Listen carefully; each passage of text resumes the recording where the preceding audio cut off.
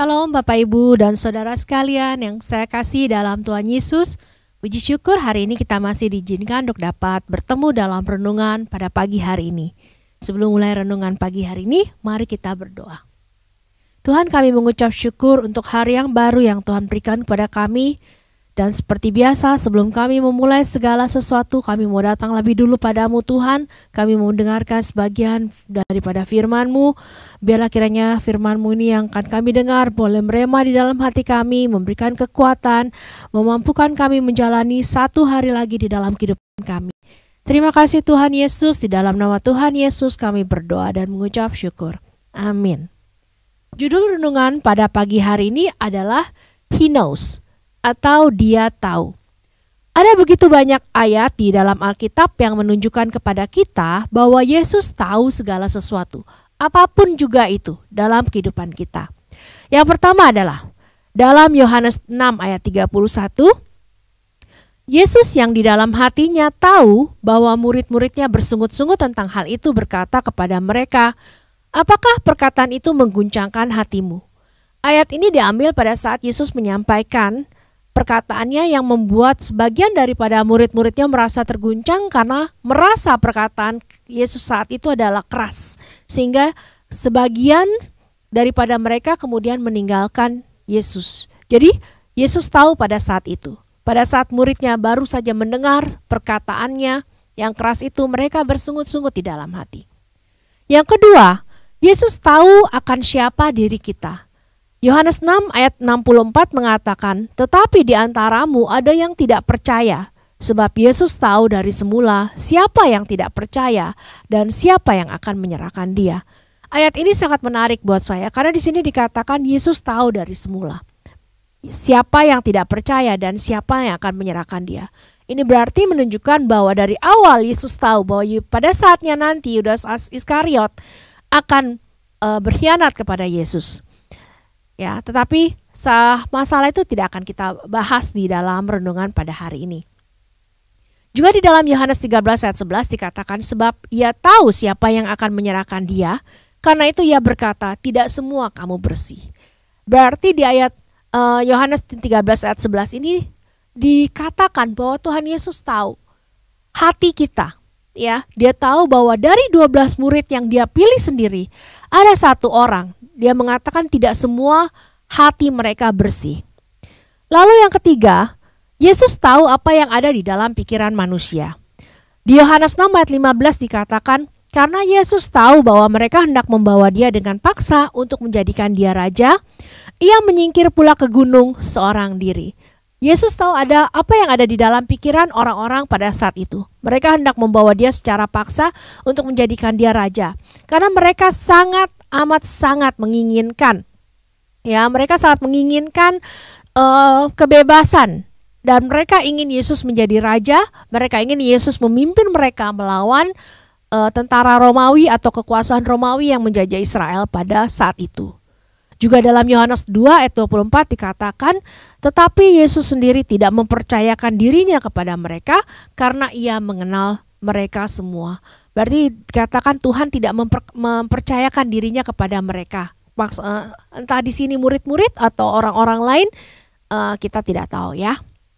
Dan yang keempat, Yesus tahu keadaan kita. Dalam Yohanes 5 ayat 6 dikatakan, ketika Yesus melihat orang itu berbaring di situ, dan karena Ia tahu bahwa ia telah lama dalam keadaan itu, berkatalah Ia kepadanya, "Maukah kamu sembuh?"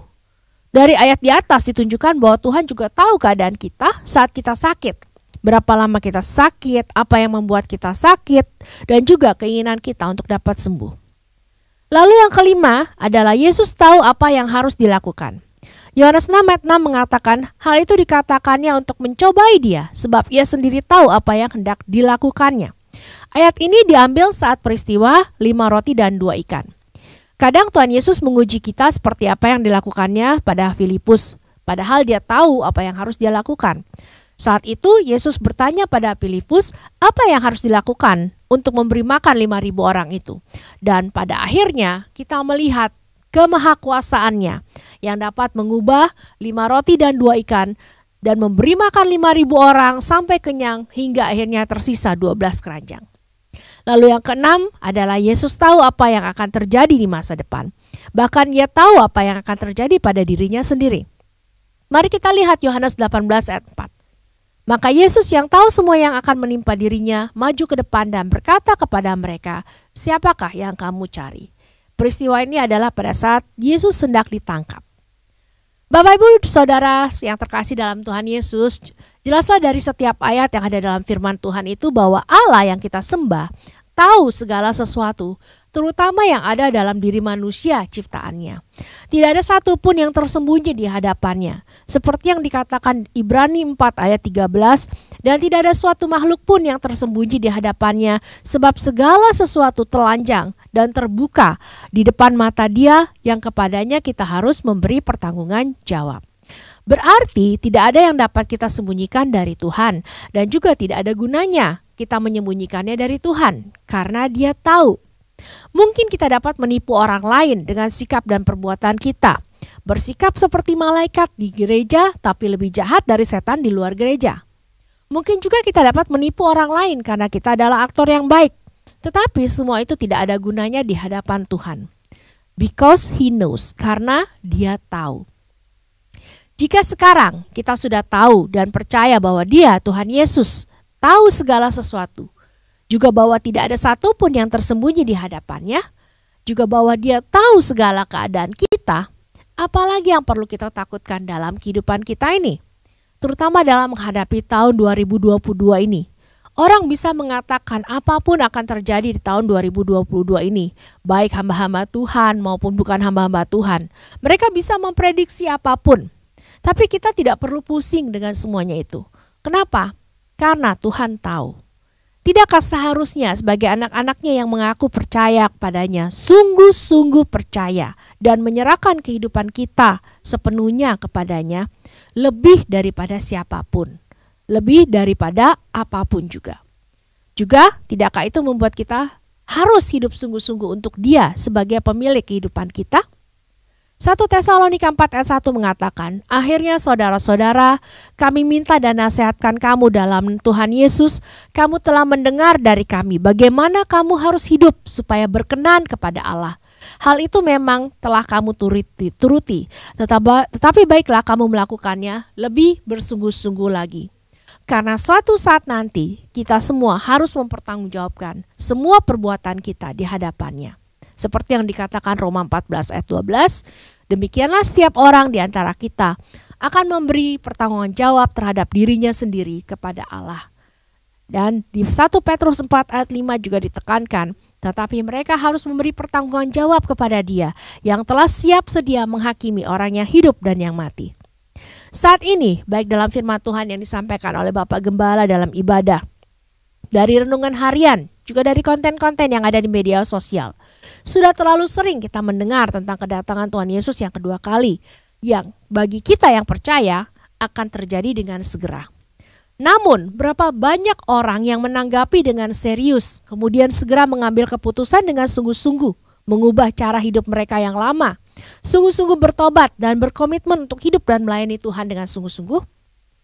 Di lain itu tidak sedikit orang, termasuk orang-orang yang mengaku sebagai pelayan Tuhan, yang menganggap hal itu sebagai berita lama, udah basi, udah lama saya dengar Tuhan Yesus mau datang, tapi gak datang-datang juga.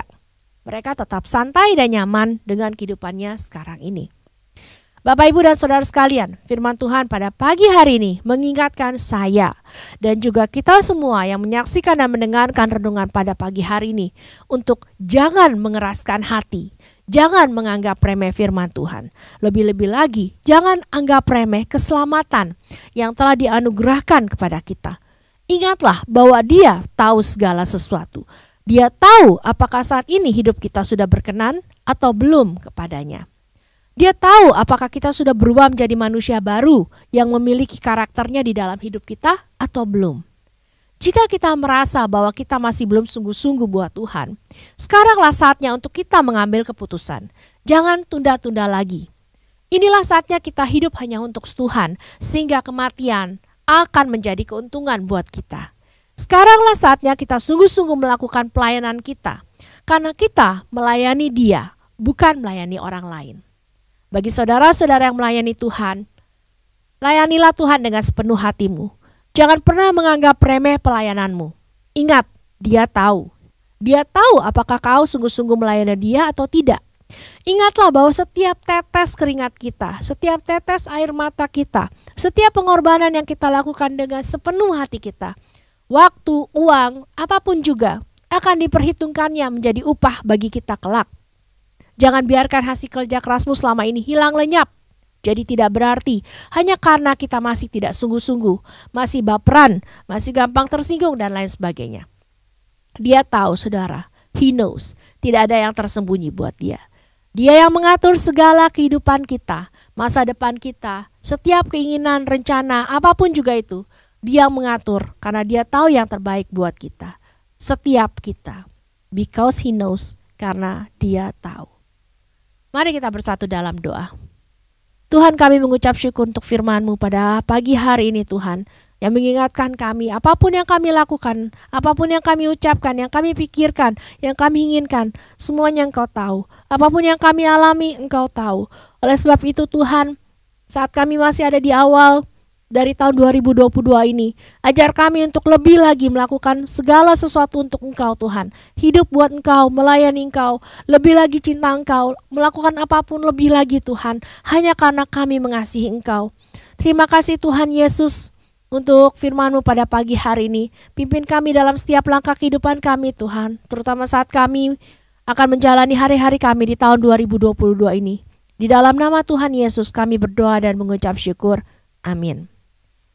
Galatia 2 ayat 19-20. Sebab aku telah mati oleh hukum Taurat, untuk hukum Taurat, supaya aku hidup untuk Allah. Aku telah disalibkan dengan Kristus, namun aku hidup. Tetapi bukan lagi aku sendiri yang hidup, melainkan Kristus yang hidup di dalam aku. Dan hidupku yang kuhidupi sekarang di dalam daging adalah hidup oleh iman dalam Anak Allah yang telah mengasihi aku dan menyerahkan dirinya untuk aku. Masih dalam bulan pertama di tahun 2022 ini, kita berkomitmen untuk lebih lagi untuk Tuhan. Dan kita juga mau lebih lagi percaya dan menyerahkan semua yang terjadi dalam hidup kita dalam tangan-Nya. Karena Dia tahu, because He knows. Amin. Sampai berjumpa dalam renungan berikutnya. Tuhan Yesus memberkati.